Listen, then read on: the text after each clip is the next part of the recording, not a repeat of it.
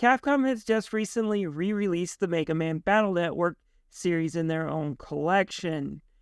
How do they stand up? Are they still worth playing after all? These were probably the biggest Mega Man games of their time, spawning mangas and even its own anime series, which Capcom has put up until September 20th. Hopefully the review will be up before then. It's definitely worth catching a few episodes of it on YouTube. Anyways, I'm reviewing this after playing through the original Mega Man on the Mega Man Legacy Collection. I decided to take a look at this one and see how Capcom put a different spin on it. It was released again in the early 2000s on the Game Boy Advance, and this is where a lot of people say handheld gaming really took off. Yes, the Game Boy gave us actual games on the handheld, but the list of games that are still classics and more than just brief time killers is kind of small. The Game Boy Advance had games that were still fun and last a long time. One of the games series that was prolific on the Game Boy Advance was the Mega Man Battle Network series, lasting 6 individual entries, some doing the Pokemon thing of having different versions with different chips to collect. It had several toys, again an anime that was cut by the Kids WB, and if you want to go back to yesteryear's anime dubs, like I said, Capcom has uploaded the dub series to YouTube, and you have until September 20th to see it. By the way, Capcom, if you think that uploading the series would make me go out and get the game collection, I'm here to tell you you are 100% correct. After watching a few episodes, I had to have the collection. And of course, I bought it on the Switch so I could play it on a handheld and see what unique upgrades they added to these collections. Let's take a look at the original Battle Network game and see how well it's held up these past couple of years. The year is 200X, just like the original Mega Man, but instead of killer robots running things, the world looks a bit more contemporary, and everything is hooked up to a cyber network that is run by programs called Net Navis that people use with their personal portable terminals called PETs or PETs. Like Hikari's PET and Net Navi program, Mega Man is a bit different, as Mega Man seems to have a mind and will of his own. Trouble starts when a cyber-terrorist group targets Lan and his family, first with an exploding oven, which Lan and Mega Man quickly put out. However, things start to escalate. First, a brainwashing program gets loaded into their school computers. Then the waterworks in their hometown breaks down. Then World 3 tries to blow up Lan's girlfriend while she's on a bus. It gets weird quickly as Lan has to figure out what World 3 is up to and summon Mega Man to stop him. That said, things escalate, the game can get dark, but for the most part it's light-hearted child anime fun. AC/DC town where Lan lives is pretty serene and peaceful. Even other areas like downtown Tech City look peaceful, and there is some humor as Lan can be a bit of an idiot sometimes. However, the game does have darker moments when dealing with World 3 and their plans. Again, nothing like having them shut down all the air to an underground restaurant just so they can get away with one of the things they're after, to paint them as the villains. Yeah, the anime has them as a group of mischief makers that will side with Lan as much as they do fight against them, but the game, they're definitely more towards the evil side that you want to stop. The game has a bit of humor, and it's obvious the writers at least picked up a networking book and read the first chapter. For example, our main protag, LAN, is an acronym for Local Area Network. Our main villains, World 3, are referred to in the game as the WWW, and that goes into most URLs standing for World Wide Web. That said, I hear their original name was going to be Hyper Terrifying Terrorist Pack, but they couldn't get security for 80 members. See, I can do bad networking jokes too, Capcom. The one that is aged the least and is the funniest of all, even if it's the wrong reason, and I will warn you, I am going into a very late game plot spoiler, so late that it isn't revealed until you're right at the final boss. But Lan had a brother called Hub who died when Lan was a baby. Megaman knows Hub's true fate, but he has his own reasons for keeping it a secret from Lan. But the funny thing is, Hubs are dead now. Yet 20 years ago, you might still have seen a few of them equipped to Lan's. But nowadays, the first thing a networking professional will do if he actually sees a hub in the wild is to take it offline and install a networking switch. Still, for a Game Boy Advance game, the story does a good job of entering the contemporary but at the same time futuristic world that Lan has, and it's generally fun to explore and it's a good time, even if it's a bit childish and sometimes stupid, especially if you understand a little bit of computer networking. So what about the gameplay in this game? Well, it suffers from the first game syndrome just a little bit. Basically, there are two worlds in this game. The first one involving Lan Hikari in the real world. While there are no enemy encounters at Lan, there are story operations, and oftentimes a lot of puzzles and side quests show up on Lan's door. However, when you need to unlock a door or recover something from the web, you send in Megaman by getting close to the computer or whatever device that needs to be plugged in and pressing a shoulder button. Whenever you're playing as Megaman, that's when things get a bit more interesting. You will be doing most dungeons as well as the overworld, aka the internet, as Megaman. And the dungeons you have to do, most of them are pretty fun. The fire dungeon has you put ice in different places.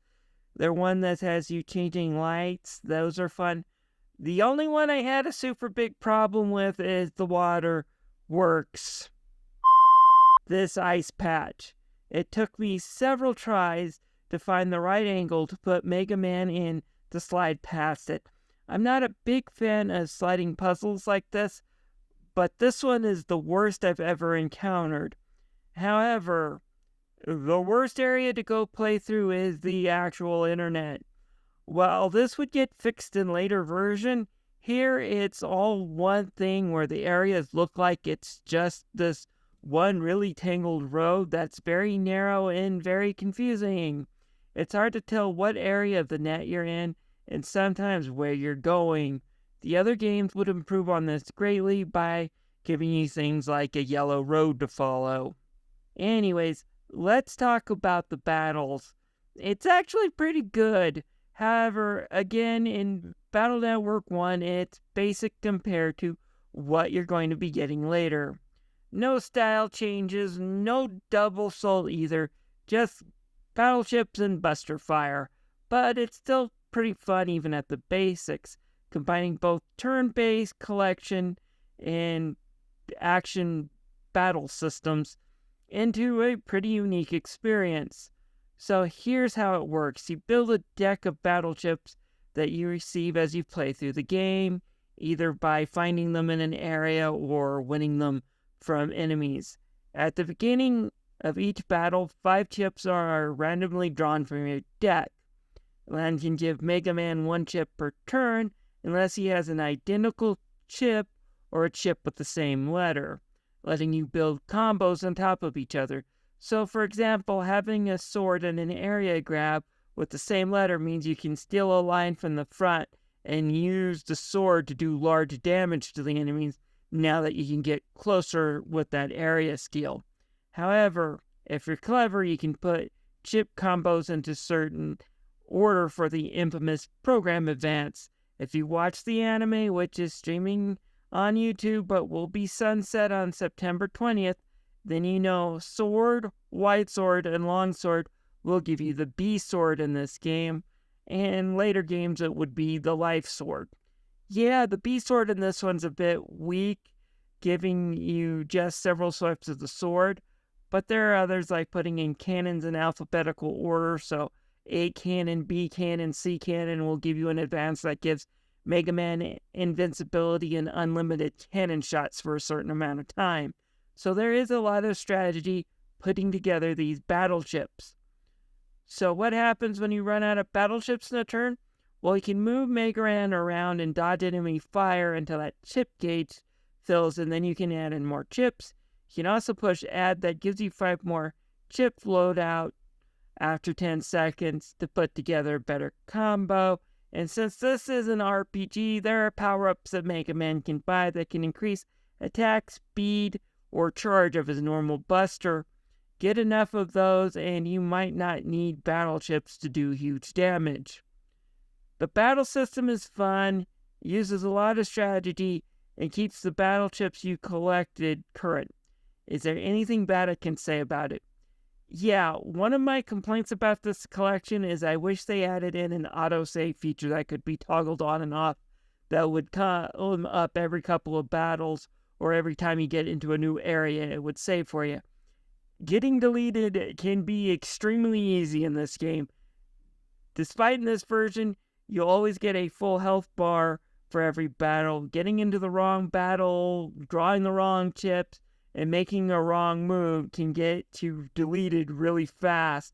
And if you're not saving often, you will be penalized, as deletion here is a trip back to the title screen where you have to reload your last save. Yes, it's that bad. It's something I wish they had fixed in this Battle Network collection. Graphically, the game looks pretty good for a game that was released about a year into the Game Boy Advance's lifespan. The sprites are pretty decent size, the human areas all look unique, and they're all fairly interesting to explore as land. And the character models look pretty decent. Again, for Game Boy Advance standards 20 years ago, they hold up pretty well. It's kind of in the cyber world where things kind of drop off a bit. Again, like I said in the gameplay section, the roads look identical, and sometimes the only way you can tell you're in a different area is by looking at the scrolling backgrounds that show up that are majorly distracting. The way the cyber world is shown can be very distracting sometimes, but that's really the only nitpick I can give this game graphically, considering its age.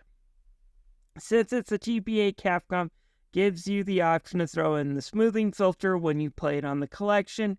It doesn't look half bad, but it still smudges up those sprites.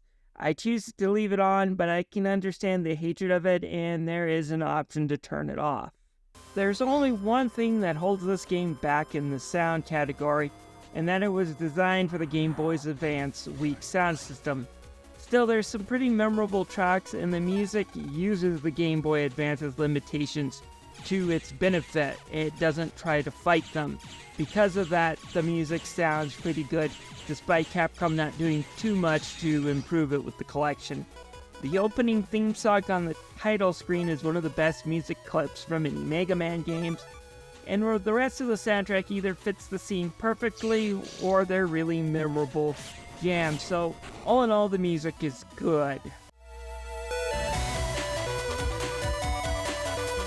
Flaws, despite the fact that getting deleted is easy and it's back to the title screen despite not having a map, especially of the internet, making it confusing, but it's worth checking out and playing. And yes, the best way to play it on modern day consoles is through the Battle Network collection. So I'd still say this is worth trying, even though it's not the best game on any of these collections. Neither was the original Mega Man game released for the NES, so it kind of shares that with it. Great ideas, but it does need some fleshing out, and we do see it getting fleshed out more with Battle Network 2, which I'll be covering in a few weeks. I will also plan on covering the collection as a whole and my thoughts on it soon too.